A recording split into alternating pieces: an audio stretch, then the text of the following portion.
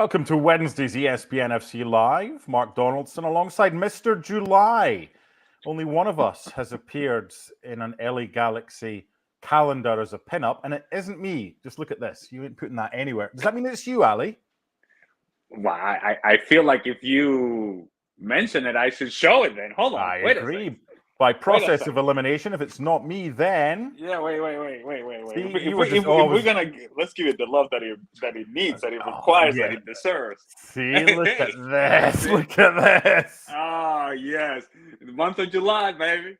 No, it's when it all happens, when everyone's on vacation and no one's home. Mr. July. Mr. Mind July. you, I had just scored a goal here. I didn't score many, but I scored this night. Let me guess, it was from 6 yards or closer in. But it doesn't matter because they're all happy, your teammates, because they got their win bonuses, assuming. That's right. That's right. Wednesday's show is not about calendars or LA Galaxy back in the day. We're going to look ahead to the Clasico. It's Real Madrid, Barcelona on Sunday. We're also going to look ahead to Arsenal and Liverpool and what happens next season, regardless of whether they do or they don't win the title, and plenty more still to come.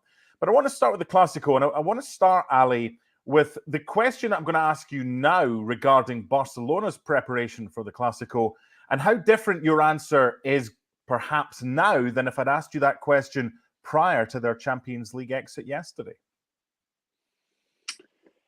Yeah, obviously, and we're still awaiting as to what happens with Real Madrid and what their mindset is going to be after they play Manchester City. So I think it's a wait and see in terms of the mentality of both of these teams. But for Barcelona, you look at the current season and it felt like things were turning around. It felt like the energy and the vibes were positive, if you will, for Barcelona because of how well they had played, or I would argue how good the results had been, not so much how well they had played, but how good their results had been over the last month or so. And there was even some sort of, movement towards asking the question, Xavi sticking around? If they go all the way through the semifinals and then the final Champions League, does that mean that Xavi sticks around, and should he stick around?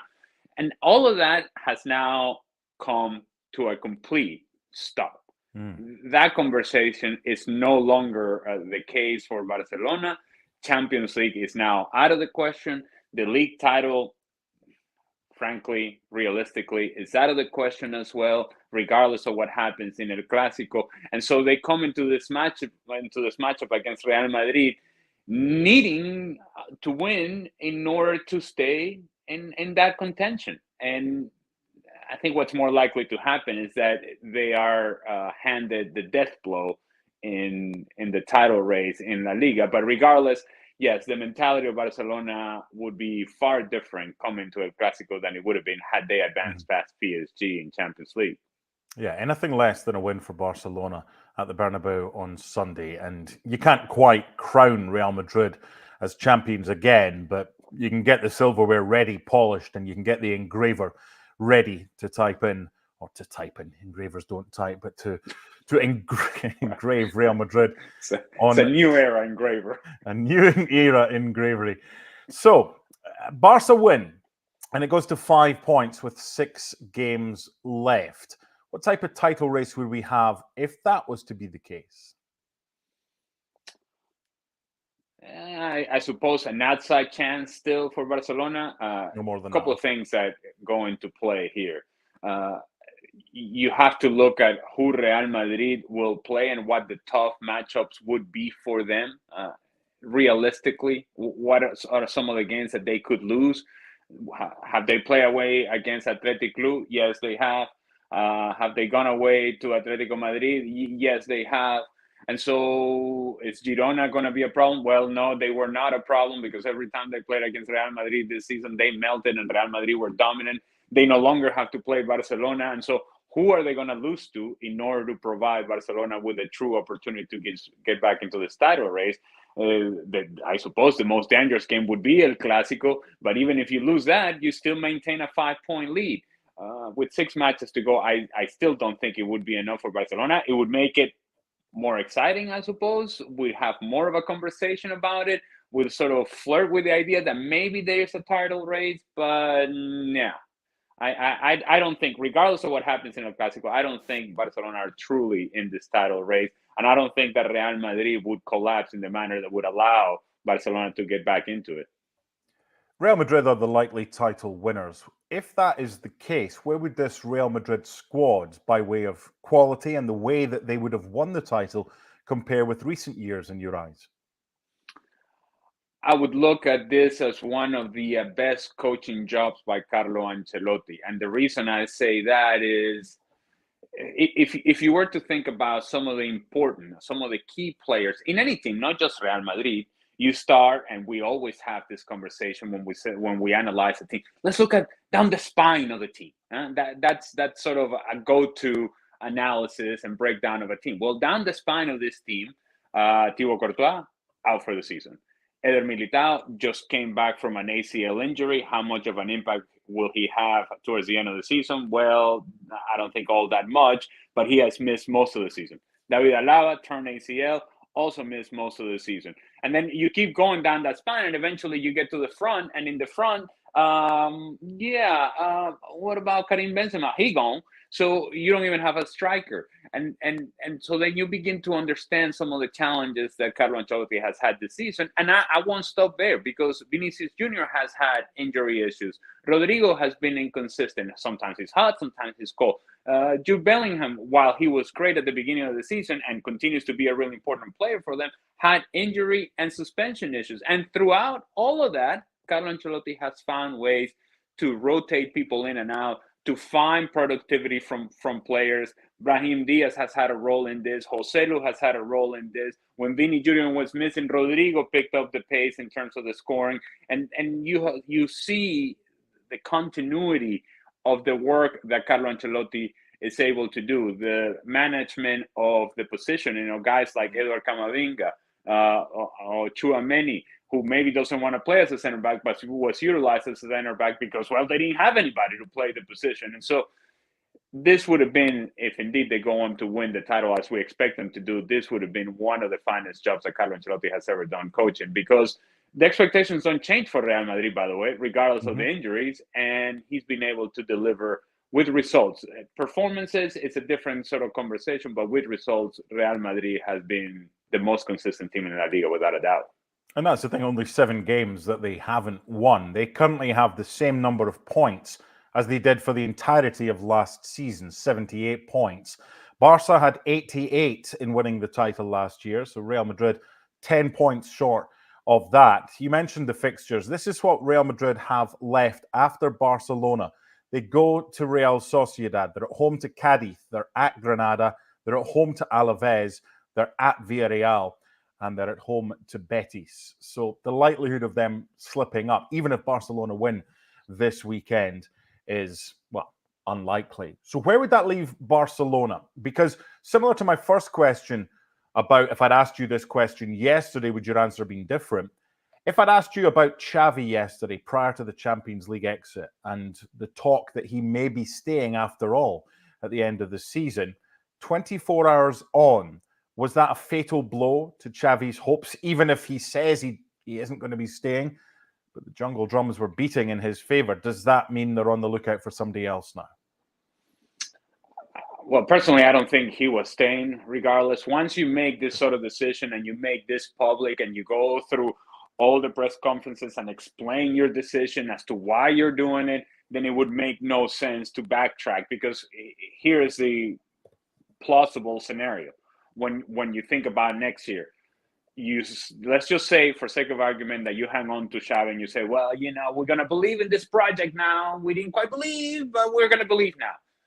Right. And then you don't get off to a good start next season. And what happens? We all of a sudden become non-believers again. And now you have gone through a whole transfer window period in which you perhaps could have gone after a manager and a set of players that manager would want to utilize and would want to have available, and all the circumstances and situations that we have with Barcelona in regards to their player acquisition or lack thereof because of their own limitations.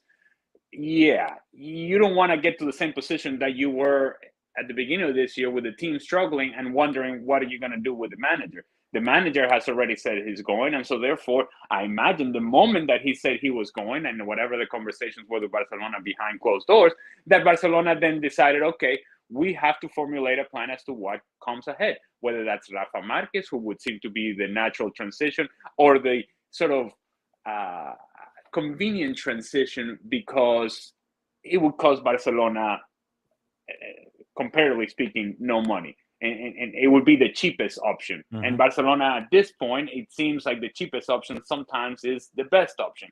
I imagine that Barcelona has been going through all these scenarios, and so therefore, I don't think that a long, successful run in Champions League was going to change that. I think from the outside looking in, we're saying, yeah, sure, why not? I think Xavi, once you make that decision, you don't backtrack. I want to speak more about Rafa Marquez in a second, but just a reminder that on Sunday, exclusive coverage of El Clasico, Real Madrid against Barcelona. We're on air an hour before kickoff at 2 p.m. Eastern, 11 a.m. out west, with kickoff at 3 Eastern and noon out west. And there is a watch party as well going on in Anaheim, if you fancy getting involved there. So Rafa Marquez, you mentioned. Now, what we've seen a lot from Barca this season, sometimes it's been deliberate, sometimes they haven't had much choice, is to play the kids. And when I talk about not having much choice, Marc Guéhiou off the bench against Athletic Club, second touch and he scores a goal. But then Pau Cubarsí and others, Hector Fort at right back, have come in and they've done a sterling job.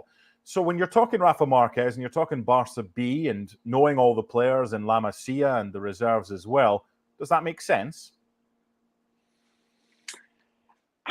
Well, look, if it is Rafa Marquez, it's not because they're going to play the young guys.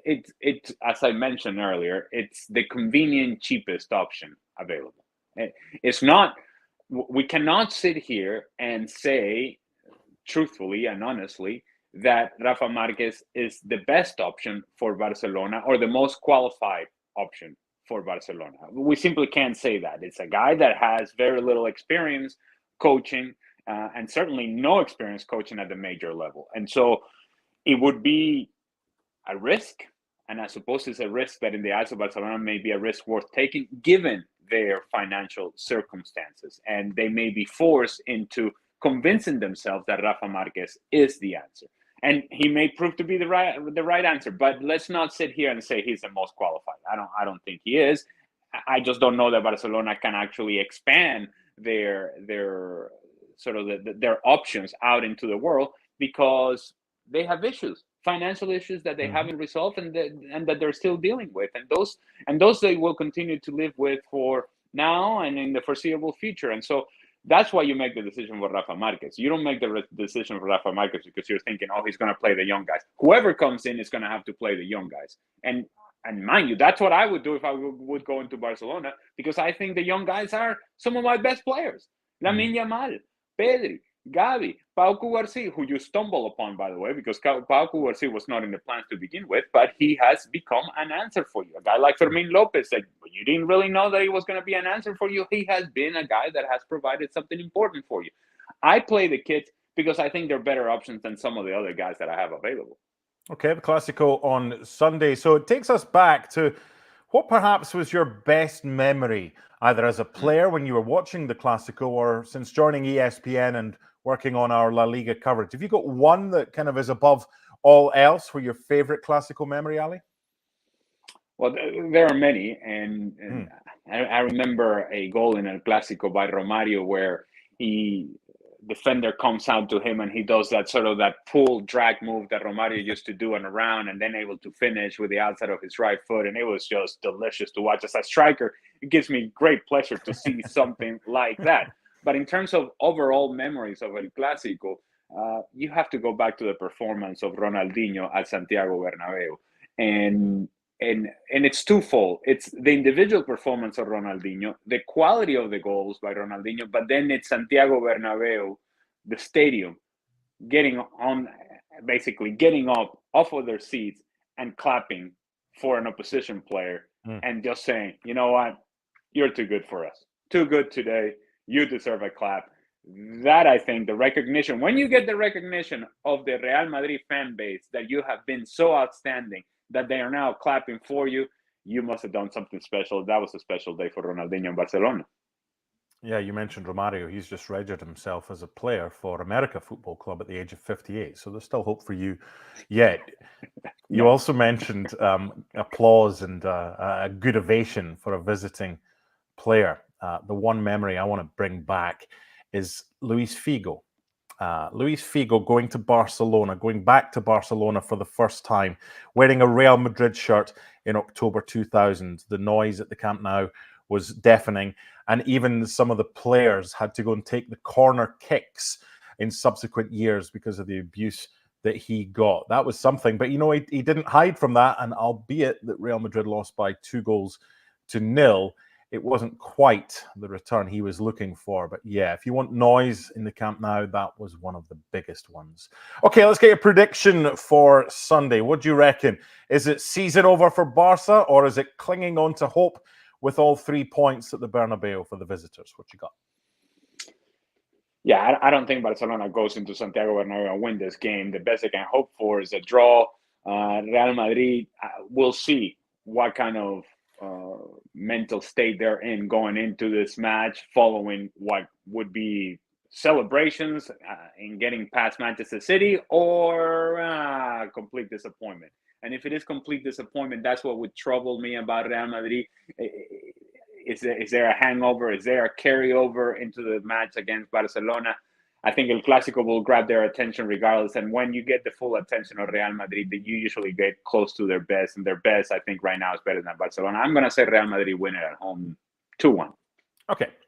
Let's move to the Premier League in England now. And I'm not going to ask you to predict what's going to happen, because only Shaka Hislop gets to change his mind after every ESPN FC show. What I want to do, Ali, I want to look a little bit further down the line and simply, who's got the brighter future, Arsenal or Liverpool? The way things are and the way things are going to be. So no Jurgen Klopp, speculation about Mohamed Salah's future over the next 2 or 3 years, or Arsenal again in contention, but at the time of writing, after a poor display on Sunday for both them and Liverpool, stumbling a little bit in the title race. So who would win the Premier League title first, Arsenal or Liverpool, given their current setups? Yeah, well, given their current setup, I would lean Liverpool. However, the current setup is not going to be their future setup, because you just mentioned the absence of Jurgen Klopp, and we don't know. While we like to think that a coach is just going to come in and it's going to be a smooth transition and it's going to be great, and because you have a good core group of players, that's something, and a way of playing and an identity as a team, that's just going to automatically translate into performances and results. We don't know that for certain. We do know what Arsenal have been, what they are, and we think we know what they're going to be. And the trajectory for Arsenal, regardless of their stumble on the weekend against Aston Villa, their trajectory is still a positive one. It's an upward trending trajectory, and you have to imagine that they continue to get better, and eventually we have to figure that they'll remedy their lack of striker situation. That may just be the difference between them winning the league title or not. And if indeed they remedy that, then look, they're very much title contenders as we speak, but they will certainly be in the inside track if indeed they had that out-and-out striker that we've all been begging for. And when you have figured that you had found it in Kai Havertz over the last month or so, then Mikel Arteta for some reason decided, you know what, you're scoring too much, go and play in the midfield again. That seemed like a brilliant idea by Mikel Arteta. But regardless, I digress. The trajectory for Arsenal, I think right now is still positive. And so if we project into the future, we don't know what Liverpool are going to be. I think we have a better idea as to what Arsenal are going to be. So I suppose I would say Arsenal. Is it as simple as saying if they bought a world-class striker that they would have far more of a chance of winning the league? Yeah, I would say that getting a striker is a big part of that. A little bit of depth would help as well through the midfield. But overall, our Arsenal just seem to be built, or have been built over the last couple of seasons, to be a team that is not only good now, but will be good 5 years from now. And that's credit to Arsenal and the front office, and certainly Mikel Arteta as well. And so they're doing some of the same things that Liverpool was doing in the early years of Jurgen Klopp, and that translated into a lot of success. But at some point, you got to get through the finish line, and in order to get through the finish line, it would help if you had a finisher. Sounds easy, doesn't it? We all had the same conversation 12 months ago. Arsenal in for the title. Oh, they're not scoring the number of goals that they would hope, and they're slipping up in games that they should. Does that mean that they will be signing a striker in the summer if they don't win the title this year? What do you reckon? Look, we're looking at it from the outside in, and we seem to have all the answers. I'm sure that they have all the analytics available to them in Arsenal, and the decision makers have all the information available to them as well. And they must know, like we know, that it's important to have a guy who can consistently put the ball in the back of the net. Now, that's the hardest thing to do in the game. And it doesn't mean that you're automatically going to be able to find a guy that fits right into what you want to do. But if that guy is out there and you've done your homework and you now figure out that this is the difference between you winning or not winning the title, then it seems obvious. In fact, it would seem irresponsible for you as a club not to address the situation. If that's what you think is keeping you from winning, then you got to address it. What about Liverpool then? How easy is it, or more importantly, how difficult is it to take the microphone off Sinatra? Manchester United failed to do so when Sir Alex went. Now Liverpool have got to try and do it, whoever it is, when Jurgen Klopp leaves in the summer. Well, I do think that Liverpool are in a better place now than what Manchester United was back then as Sir Alex Ferguson was leaving. And yes, they won the title, but it didn't feel like that team was now ready to go and climb again. Whereas this version of Liverpool, yeah, they've had their issues, but in some of the issues that they've had with injuries and what have you, have also allowed us the opportunity to see some of the younger guys. And some of the younger guys have been impressive. And so not only do you have a core group of players that you can trust and that you know what they can give you, you also have a younger group of guys that have done a job and have done a job very well. So you imagine that they're going to continue to get better. That gives you hope for Liverpool. The question for Liverpool is, and it's an obvious one, it's a clear one, and we cannot ignore it. Let's not bury the lead here. Yeah, Jurgen Klopp leaves, and now another guy comes in. And I suppose that Liverpool fans would hope and would suggest, you know what, things are in place, and you just need a guy that has the same ideas and the same mindset. And well, yeah, but not only it's about ideas or mindset or the way that you want to play or tactically, you also have to have a charisma about you and be able to communicate those ideas to the player so that the players can execute those ideas out on the field. And Jurgen Klopp has been very good about that. He has become the personality of Liverpool. And if you take the personality away, it doesn't just magically recreate itself. It doesn't respawn. This is not Halo. It doesn't respawn and now, oh yeah, here we are again and we're going to be successful. No, it takes some time. And we don't know how long that's going to take. And we don't know how quickly that's going to translate into results. And so it's a wait and see in terms of who Liverpool pick as their manager and how long that's actually going to be a successful, or how long does it take for that to be a successful marriage? Yeah, I think it's a good point that you bring up as well, that Liverpool probably right now are in a better position when their manager goes, for the new manager to come in, than Manchester United were. How far away do you think they are for whoever comes in with what they already have in place? Not very far, but it is troubling to see how often this season Liverpool early in games, they go down and then they have to fight back. And so we highlight time and time again, well, look at the fight of Liverpool. Look at the personality of Liverpool. They're always in the game until you're not. Because at some point, you stop coming back. You have to stop putting yourself in those sort of positions. And so I don't know whether it's game preparation. I don't know if it's lack of defensive intensity or defensive energy, but there's been moments, and that was highlighted this past weekend against Crystal Palace, in which Liverpool did not look ready to play or engaged to play. And that's surprising given the fact that you had just been humiliated at home in the Europa League and by Atalanta, a team that we would think to be lesser and inferior to Liverpool, and they got the result that they got. And so you think there'd be a reaction from Liverpool, and there wasn't. They were very flat, and that has been a theme for Liverpool this season.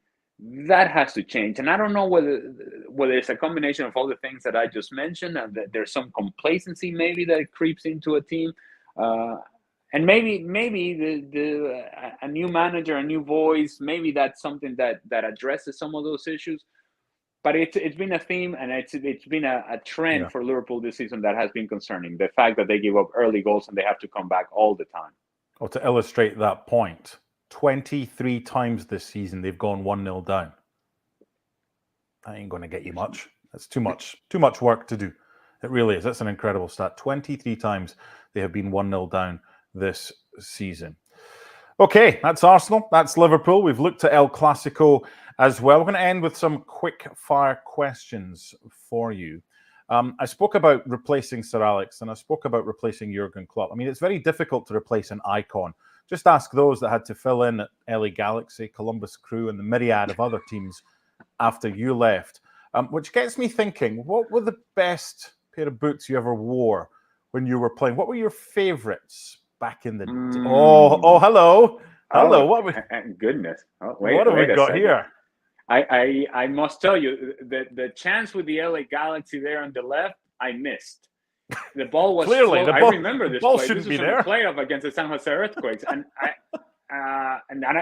the reason I remember is because I missed, and actually it wasn't an easy chance. The ball was floated over the top. I got ahead of the defender, and I tried to flick it over the top of the goalkeeper. Went over the goalkeeper, but also hit on the top of the crossbar and out. More importantly, what boots are you wearing on the one on the left? The Nike what?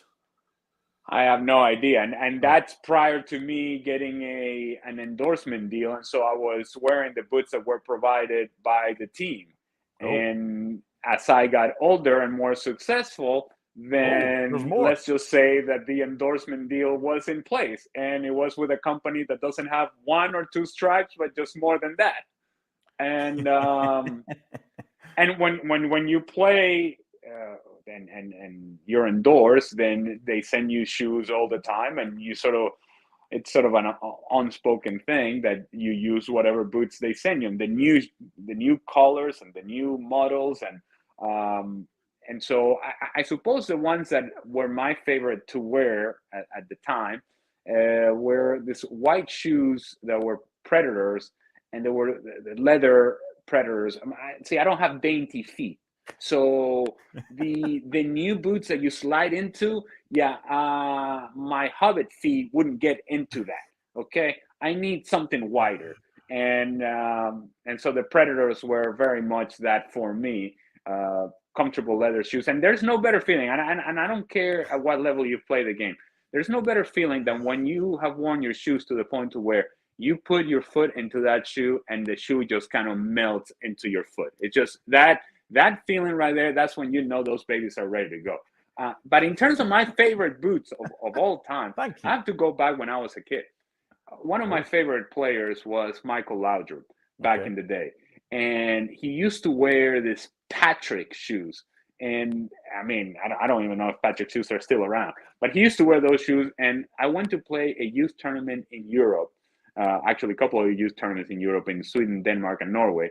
And beyond the excitement of playing in the tournament, it was the fact that I was able to get my hands on Michael Laudrup's Patrick shoes. Those things were amazing. I don't know whether they were good shoes or not, but to me, it was the holy grail of, yes, I got Michael Laudrup Patrick shoes. And I would also say, look at them. Oh, man. That's joyous. Delicious. They were delicious. And can I just say, just in case you didn't know, the field conditions in Venezuela, and we're talking about somewhere late 80s, early 90s, were less than ideal. Yeah. So let's just say that the soft ground cleats that you just showed there did not quite match up to the dirt patches that I was playing in.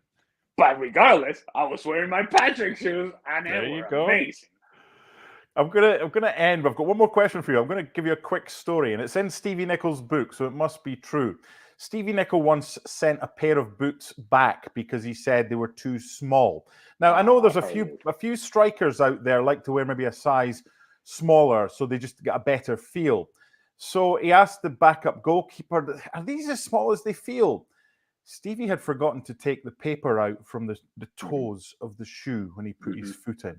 I'd love to say I'm surprised, Ali, but not really. No. Finally, let's get off the story of which boots are the best. And I want you to put your judge's wig on and sit up in the dock. You get to decide the punishment, please, for the nonsense prior to Cole Palmer's penalty when he scored 4 on Monday. Nico Jackson and others were getting involved, and Mauricio Pochettino was raging afterwards. So it's gone to court, and seating is Judge Moreno, and you have the final say. There's no jury today to decide the fate. It's you. What's happening? Well, it was childish. It was petty. It was juvenile. It was Chelsea. Look, I think what you do, and I imagine that that's already happened, is you have a very stern conversation in a tribal council setting with them, and you bring all of them around and you say to Nicholas Jackson and to Madueke, and if you want to bring Cole Palmer as well, just for a prop, you do that too, and you say, this guy right here, you see the prop right here, he's the penalty taker. Yep. And unless he directly tells you that you can take the penalty because he's not feeling it, or he may not be on the field, or whatever the case may be, neither one of you are in the picture. He's taking them. You're not in the picture. Let's repeat that. He's taking the penalties. You are not in the picture. So I don't even want to see you grabbing the ball, holding the ball, or any of those things. He's taking it. You're not. And that's all that needs to happen. And if there is any sort of pushback on that, then the final result of tribal council, as we all know, is you get voted off the island. So if you don't like the information that I'm giving you, then how about you enjoy the game sitting from the bench? So if you're Madueke, do you want to watch it from the bench? No? You want to be out there? Okay, then he's taking the penalty. Nicholas Jackson, do you want to watch it from the bench? No? Oh, you want to be out there? Then he's taking the penalty. He, by the way, is a prop, Cole Palmer. There you go. Judge Moreno has spoken. And to tie things up nicely today in a nice little pretty bowl, Ali mentioned Michael Laudrup. He played for both Real Madrid and Barcelona. That's one of many games on ESPN Plus this weekend. We've got the FA Cup semi-finals, Man City, Chelsea, and Coventry, Man United. We've got Dortmund against Leverkusen, and we have the Clasico, all on ESPN Plus. My thanks to Mr. Goals Moreno and his Patrick Boots. We'll do all this again on Friday. ESPN FC Live, 3 times a week here on YouTube. Bye for now.